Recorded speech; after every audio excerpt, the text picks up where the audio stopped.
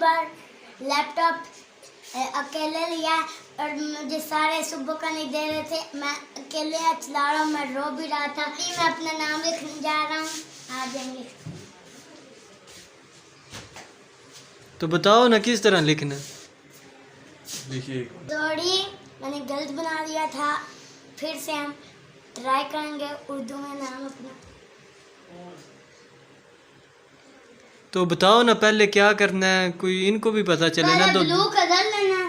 अच्छा, blue colour लेने के बाद क्या ब्लू कर। लिया हुआ है। अच्छा, फिर हम लेना ये जो ब्रश नहीं है, ये पेंसिल से इतना अच्छा कौन चलता, ये हमने ब्रश सेलेक्ट करना है। अच्छा, बुरा सिलेक्ट कर लिया। ब्रश सेलेक्ट करके अपना नाम लिखूंगा उर्दू में। उर्दू में? हाँ। चलो लिखो।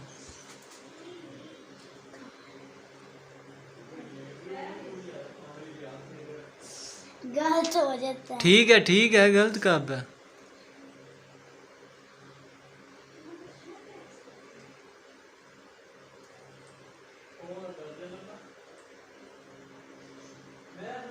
ये अमार लिखा है मैंने, बस गंदा हो ये गया। अमार है। हाँ, ये देखें, अमार लिखा है। तो आगे तारड़ नहीं लिखना, अमार हैदर तारड़। वो स्पेलिंग नहीं आते, बताएं। उसके आगे ही लिखना था कि